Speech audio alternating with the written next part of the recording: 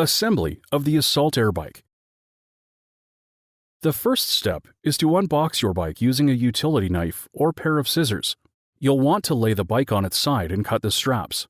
Once it's opened, you can prop the box back up on the open side and slide the box off the bike parts. Carefully cut away all tape and plastic from the bike. It's very important to not miss any parts packed in the styrofoam, so be sure to check each piece. The owner's manual is located on the top. The single sheet at the top includes a lot of important resources that you can find on our YouTube channel, so save it for future reference. Do the same on the reverse side, taking all the parts out, laying them out individually, and taking inventory. Unpackage all of the parts from their plastic casings and remove the plastic covering from the main frame. Lay out all the parts: the rear stabilizer, computer console with packet of batteries, front stabilizer, right and left bar, left and right pedal, console mast, and your seat. Open the packet of tools that comes with your bike. In this first step, we're going to take the front stabilizer bar and use the 6mm Allen key to loosen these bolts. You want to back them out all the way and set the bolts aside. Then, remove this red tube at the front, which is used only for packaging. You can use it in your assembly process to prop the bike up like so. Slide the front stabilizer in. Replace the 6mm bolts you set aside and start threading them by hand. Then use the Allen key to tighten them all the way. This is the foundation for the bike, so make sure the bolts are nice and tight. You'll then repeat this process with the rear stabilizer.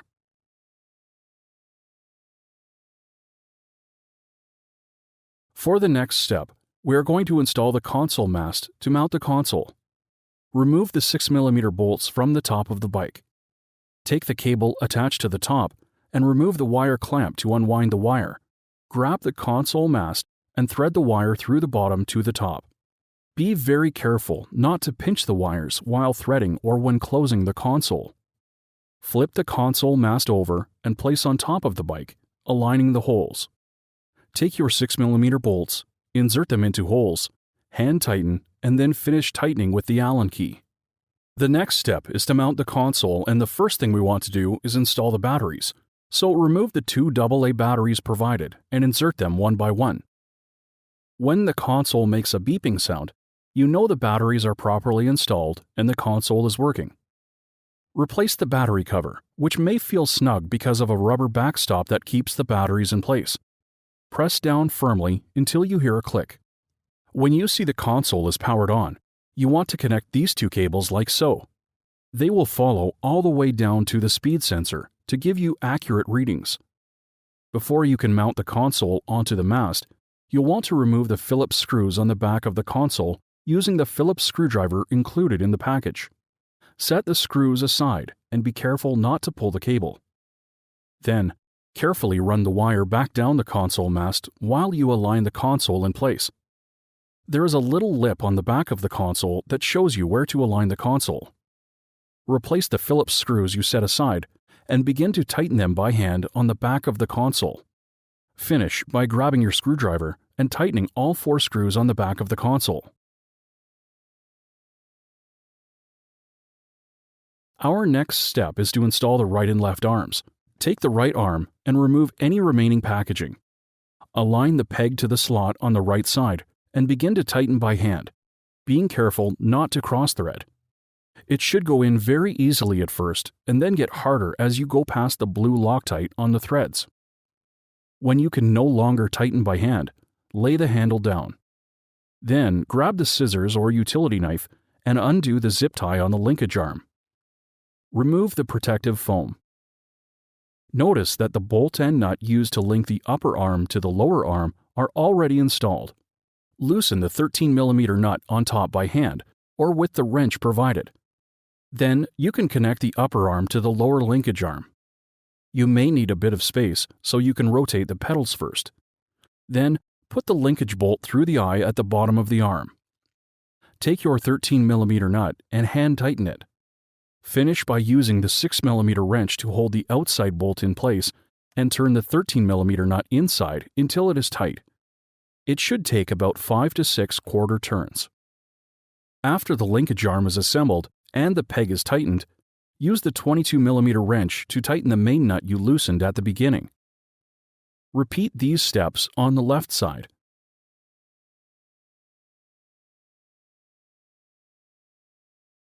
The next step is to install the seat. First, take your 6mm Allen key and back out the 6mm Allen bolt that is pre-installed on the seat post and set it aside.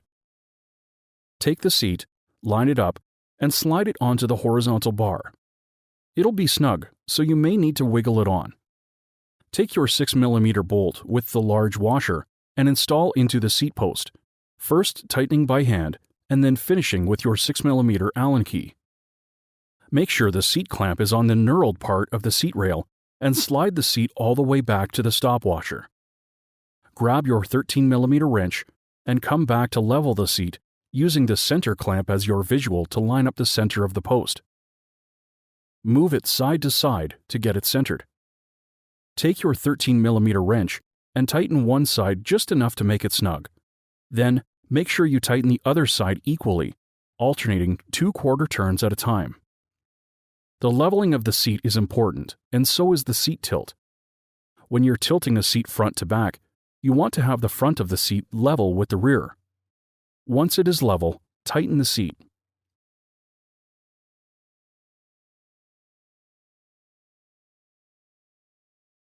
The next step is to install the pedals. Be sure to distinguish the right pedal from the left. The left will be marked with a piece of yellow paper to identify it. The right pedal is going to go on and twist in a standard clockwise motion.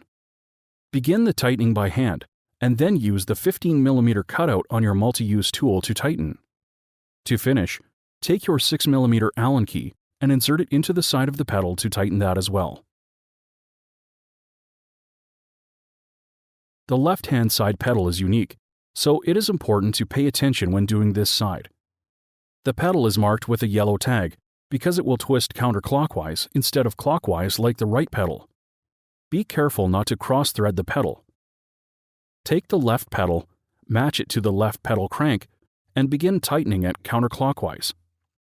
Take the multi-tool and use the 15mm cutout to continue to tighten counterclockwise until it is nice and tight.